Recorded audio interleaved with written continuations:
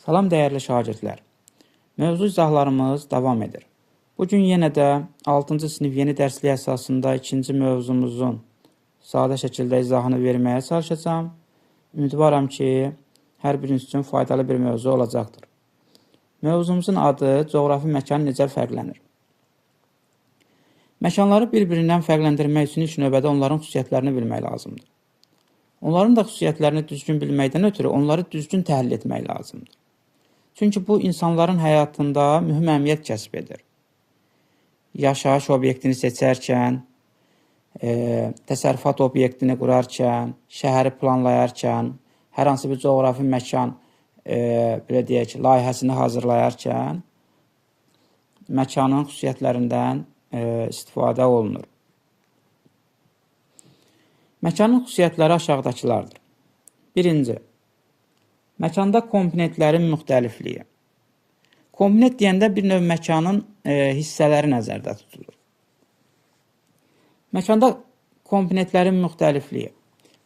Müxtəliflik dedikcə, məkanda müxtəliflik dedikcə, ərazidə olan obyektlərin, hadisələrin bir-birindən fərqləndirən xüsusiyyətləri, onların özünəməxsus xüsusiyyətləri nəzərdə tutulur. Məsələn, dağlar hündür olması ilə, düzənlikləri hamar relyef forması olması ilə, çayların axar sular olması ilə, göllərin qurunun təbii şəklində yerləşən su obyekti olması ilə, şəhərlərin, məsələn, iri yaşayış obyektləri olması ilə, iri binaların olması ilə, fərqlənməsi nəzərdə tutulur.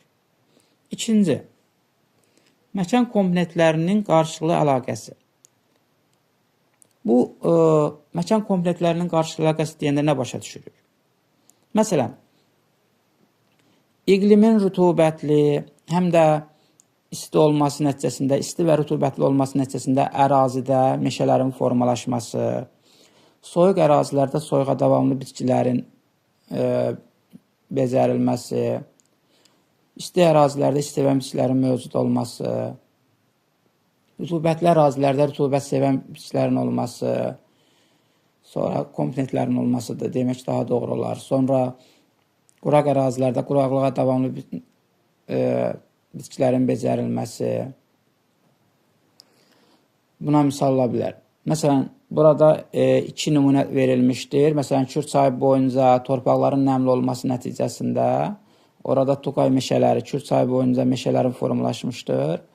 Lənkəranda, məsələn, rütubətli iqlimin olması nəticəsində rütubət sevən bitkilərin sitrus meyvəçiliyi inkişaf etmişdir. Üçüncü, məkanda baş verən dəyişiklik. Hər bir məkan zaman keçdikcə müəyyən dəyişikliyə məruz qalır. Bu dəyişiklik təbii proseslər nəticəsində də baş verə bilər, insan fəaliyyəti nəticəsində də baş verə bilər. Məsələn, təbii proseslər nəticəsində, məsələn, belə deyək, daşqınlar zamanı yaşayış obyektlərinin dağılması buna misaldır. Vulkan püskürməsi nəticəsində püskürməsi buna misaldır. Uzun müddətli quraqlıqlar nəticəsində ərazilərin səhralara çevrilməsi, meşələrin, məsələn, meşə yanğınlarının və yaxud da meşələrin qırılması nəticəsində həmin ərazilərin, meşələrin səhraya çevrilməsi, sonra belə deyək, quraq ərazilərin yenidən yaşıllaşdırılması nəticəsində, ağacların əkilməsi nəticəsində ərazilərin uzun illər sonra meşələrə çevrilməsi, belə deyək, insan fəaliyyətində körpülərin, zavodların salınması, yaşayış obyektlərin, binaların tikilməsi nəticəsində şəhərlərin meydana gəlməsi, bu məkanda komponentlərin dəyişikliyinə aid ola bilər. Növbəti, məkanda komponentlərin yayılması. Hər bir komponent müəyyən ərazidə yayılmışdır. Yəni, bu həm üfüqi istiqamətdə yayılma ola bilər, həm şaquli istiqamətdə, hündürlüyə doğru, yəni dağın ətəyindən zirvəsinə doğru yayıla bilər. Məsələn, temperatur həm üfüqi istiqamətdə ekvatordan qütbə doğru dəyişir, həm də hündürlüyə doğru dəyişir. Yağıntı həm ekvatordan qütbə doğru dəyişir, həm də hündürlüyə doğru miqdarı dəyişir. Sonra hər bir obyekt müəyyən ərazidə, məsələn, belə deyək, marketlər olsun, yol kənarlarında salınır, iri şəhərlərdə salınır, ticarət obyektləri iri şəhərlərdə salınır. Bu da məkanların yayılmasına bir növ nümunədir. Növbəti və sonuncu isə məkanda komponentlərin mövqeyi. Hər bir məkanın özünün müəyyən mövqeyə malikdir. İndi siz 7-ci sinifdə də məkanların mövqeyini də öyrənəndə daha ətraflı öyrənəcəksiniz.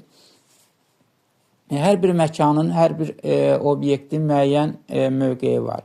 Məsələn, ölkələrin dünyanın siyasi xəritəsində mövqeyi, məsələn, Azərbaycan harada yerləşir deyəndə, məsələn, Cənubi Qafqazda yerləşir. Sonra, məsələn, kəndüz, məsələn, deyirsiniz ki, hər hansı bir rayon harada yerləşir? Məsələn, Azərbaycanın şimalında yerləşir, cənubunda yerləşir, şərqində yerləşir, qərbində yerləşir. İndi hər bir şagird üçün öz yaşayış məntəqəsi Azərbaycanın müəyyən hissəsində yerləşir. Bu da onun bir növ mövqeyidir.